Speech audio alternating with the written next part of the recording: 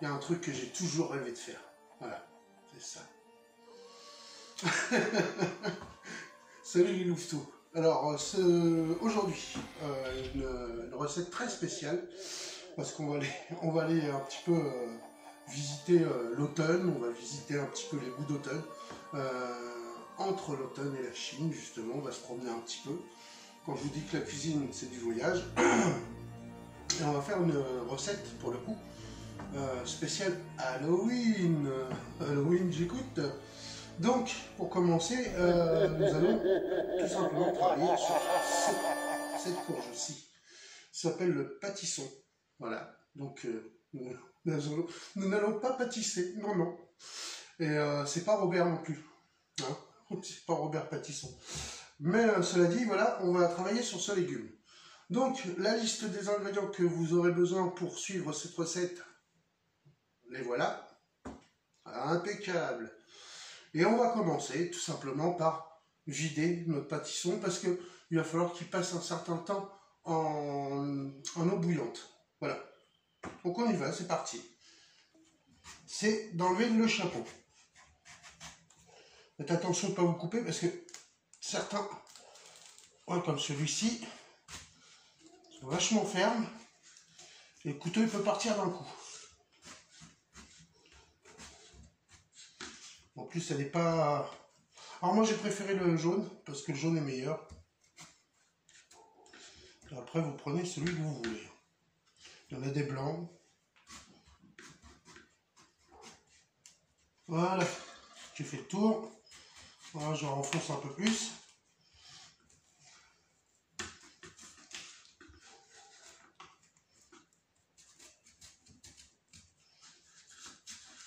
Alors, vous jetez pas le chapeau. Hein. Surtout pas. Voilà. Réussi. Bon, pas tant bien que mal. Hein. J'avoue que celui-ci, il aurait mérité un petit peu plus de maturité.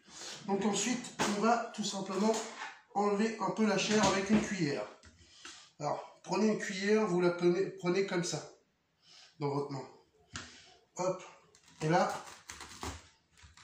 on y va. Surtout, ce qu'on va enlever, ce sont les petits grains, les graines qu'il y a dedans. Alors les graines, je vous donne un conseil, c'est pareil, vous pouvez les garder. Hein.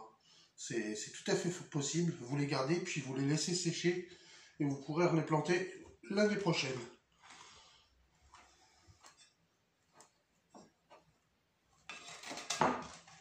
Voilà, on la vide bien. Hein. Voilà. Voyons. Elle avait un joli cœur, on va dire. Ensuite, on va venir récupérer quand même un peu la chair qu'il y a là. La belle chair. Par contre, là, on ne la jette pas. Donc.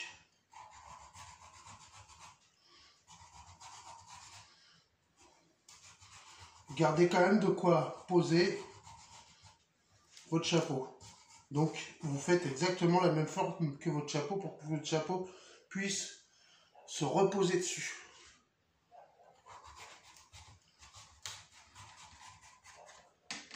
C'est ça, on va s'en servir pour notre farce. Donc voilà, on a mis les graines de côté. Moi, je vais les réutiliser pour les replanter sûrement l'année prochaine. Je verrai comment ça va sécher, si elles sont bien. Ensuite, donc là, j'ai gardé la pulpe. Donc au préalable, on a fait une chauffante pour le riz. Hein.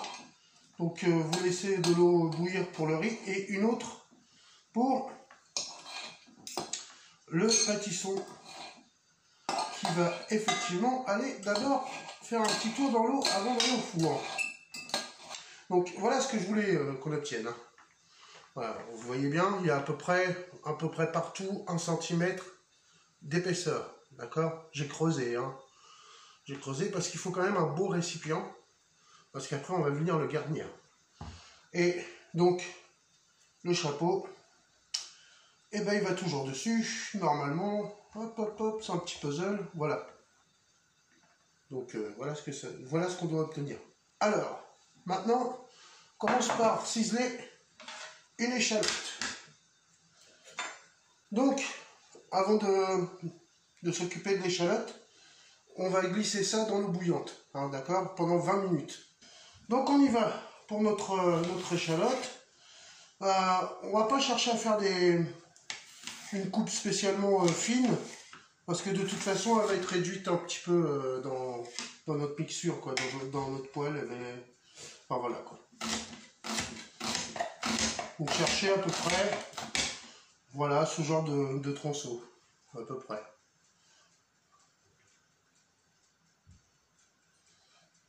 Qu'est-ce que je fais? Là, comme ça, à peu près. Puis... Ah putain, mon doigt en direct. Aïe aïe aïe.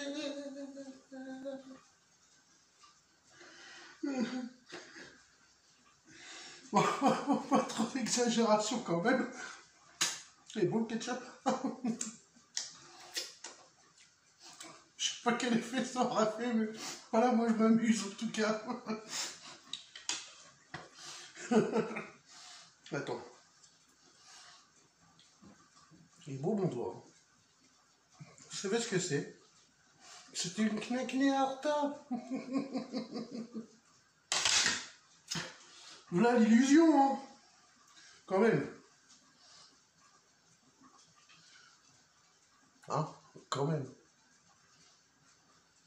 Eh ben oui. Voilà, appelez les urgences. Ah bah non, ça sert à rien. C'est pas du direct. Trêve de plaisanterie sérieuse, c'est malin maintenant. Il faut tout nettoyer. Voilà. Bon, une fois l'échalote mise de côté, c'est bon. Là, on va s'attaquer à la viande. Donc, par personne, une tranche. Hein. C'est une belle tranche. C'est du rôti fumé ou de la noix de porc fumée. C'est comme vous voulez. Voilà, tout simplement. On vient la couper en... Je vais pas recommencer deux fois. Hein. J'ai pas... Non. Et vous savez que... J'en profite comme ça. Les knackis, j'en achète jamais, mais vraiment jamais. Ou alors très rares occasions pour pour faire des feuilletés pour l'apéritif ou quoi que ce soit. Enfin bon bref, j'en achète jamais. Et que j'ai acheté le paquet de saucisses exprès pour faire la connerie quand même. Il y a du level, il y a du level. Donc voilà, moi je fais des espèces de lamelles et après je vais en faire des carrés, hein, de toute façon. Voilà. Et ils vont repasser à la poêle. Pas plus gros, ça sert à rien.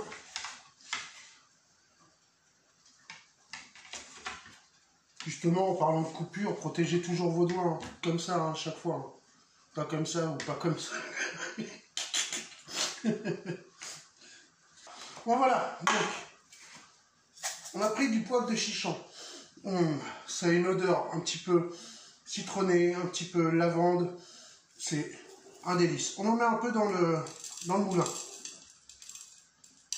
Parce que quand on tombe directement sur un grain entier, bon. Donc la première chose, c'est déjà commencer par lui. Un petit tour de moulin.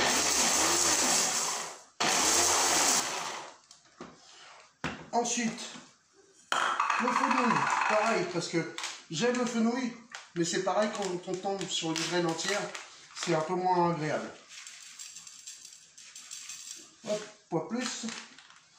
Alors le fenouil, je vous rappelle que c'est une graine qui a tendance à être légèrement, voire bien anisée, quoi. Ça dépend.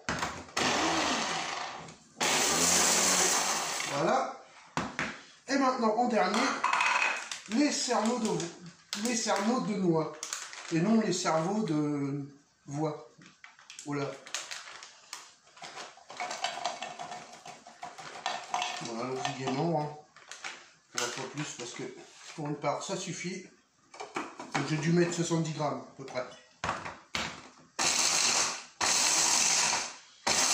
C'est pareil. Là par contre, je vais garder un peu de mâche. Donc j'y vais progressivement, voilà. C'est assez comme ça. Voilà, c'est suffisant. La noix, l'anis et le poivre de Sichuan, si, je sais plus comment ça se dit. Chichon, chichon, s'il y a quelqu'un qui se le dit, elle me le dit, ok. Enfin bon bref, les trois mélangés, c'est une tuerie. C'est une tuerie. Donc vous voyez, on est quand même dans l'automne, on voyage quand même dans la Chine.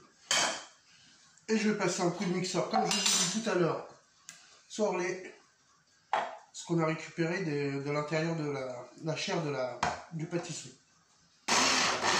Bon les amis, maintenant qu'on a fait, il va falloir aller côté cuisson. Allez, on y va.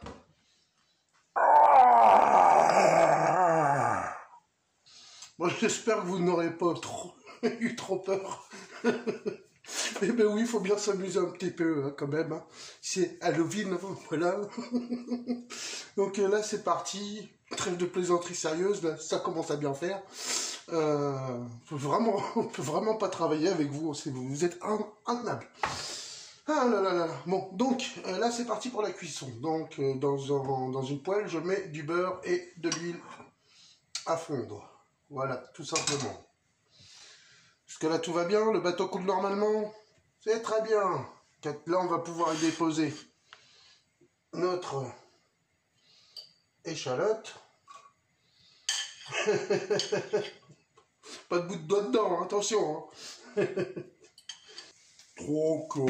Je suis sûr que maintenant, vous allez avoir peur si vraiment ça a marché. Donc voilà, les amis, on fait fondre gentiment une noix de beurre avec dans de l'huile d'olive. Et on a mis nos petites échalotes. Notre riz est prêt, il est égoutté. Notre mixture, elle est prête. Alors moi, j'ai mis de l'origan, j'ai pas mis de persil. Voilà. Et j'ai mis des épices diverses. Et je vais rajouter un peu de curry après. Voilà, j'ai mis quelques épices en plus. Voilà. C'est pour mon goût à moi. Voilà. Parce que ça va piquer un petit peu. Donc, voilà, quand il commence à être translucide, là, on peut envoyer la viande.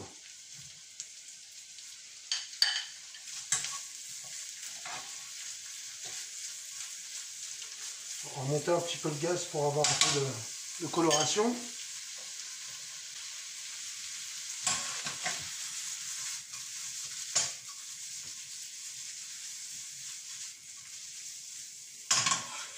Alors, pour les champignons, moi j'ai emprunté, j'allais dire, Zarba américaine, j'ai emprunté. Non, j'ai pas emprunté, je vais utiliser des shiitake. Le problème des shiitake, c'est que forcément ils sont déshydratés. Enfin, moi j'arrive pas à en trouver ici dans mon coin, des frais. Donc j'utilise des déshydratés. Donc il a fallu que je les réhydrate avant, que je les rince et que je les refasse blanchir. Enfin bref, c'est tout un pataquès. Donc voilà. Vous utilisez ce que vous voulez en champignons. Si vous avez des champignons de Paris, vous utilisez forcément, voilà, toujours dans le frais si vous pouvez. Hein. Ce sera que meilleur, hein, n'est-ce pas?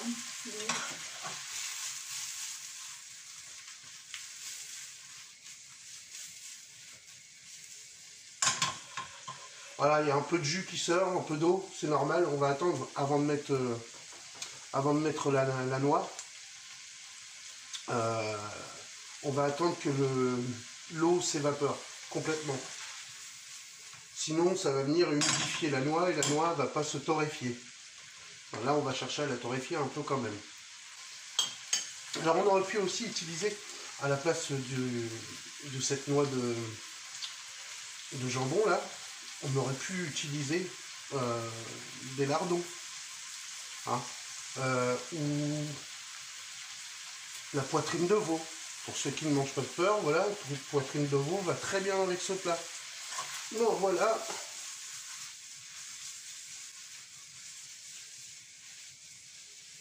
Comme je vous dis toujours, appropriez-vous les recettes. C'est vos goûts à vous. C'est pour vous que vous faites à manger, pas pour moi. Par contre, moi je veux les photos. Eh oui. Il y a intérêt, il y a les photos. Bon, ça va pas le faire. Je vais me retransformer en monstre. Ça glisse un peu plus. C'est que l'eau s'est évaporée. Parce que l'eau, en fait, elle colle le tout. C'est pour ça qu'il ne faut pas faire sauter tant qu'il y a de l'eau dedans. Voilà. Donc là, du coup, hop, tout de suite, rappelez la petite mixture avec le poivre de chichon. Chichen, chichon, je sais toujours pas le dire. C'est chiant, hein? C'est chiant. Tu n'as pas dit c'est chiant. On vient torréfier un peu ça. Oh, déjà l'odeur. Là, je vais mettre du curry tout de suite. Parce qu'en même temps, justement, le curry va se torréfier aussi un peu.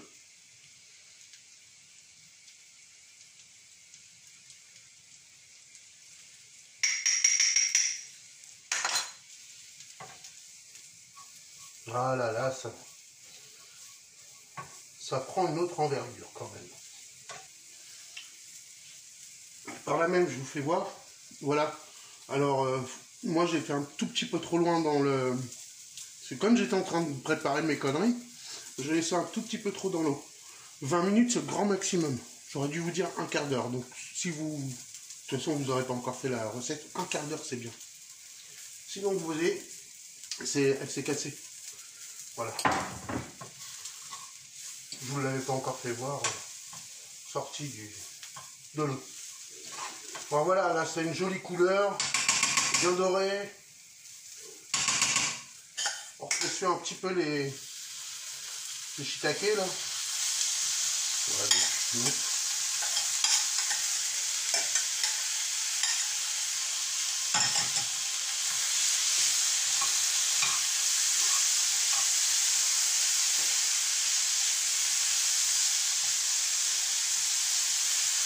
ça chante et ça sent bon. N'oubliez pas, goûtez. C'est super important. Pour ajuster en sel, en poivre, en épices, en tout ce que vous voulez, goûtez. Toujours. Donc à ce moment-là, quand ça commence à attacher un peu, hop, on met la pulpe. Avec le persil ou la coriandre ou l'estragon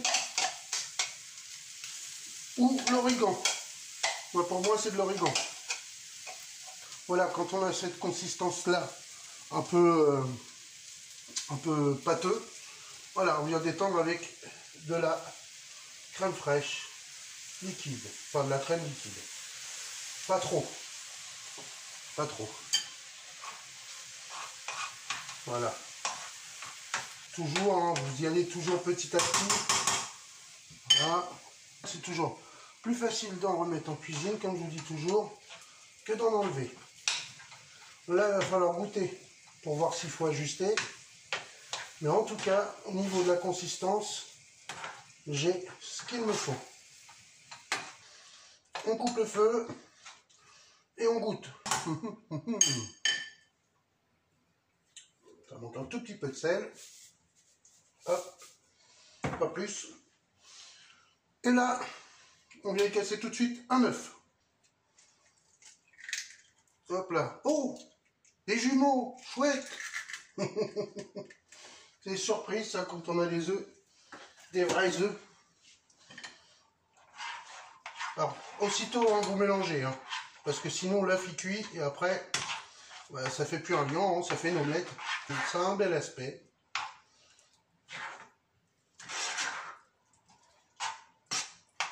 Tout de suite, aussitôt, le parmesan. Allez, on y va. Généreusement, on en garde quand même pour le dessus. Oh, ça sent bon. Oh, avec le parmesan là qui dégage l'odeur en plus. Oh,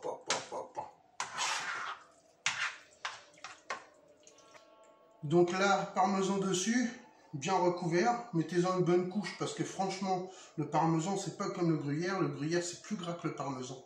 Le parmesan, c'est plus sec. Donc forcément, si vous voulez que ça gratine bien, il faut en mettre un peu plus.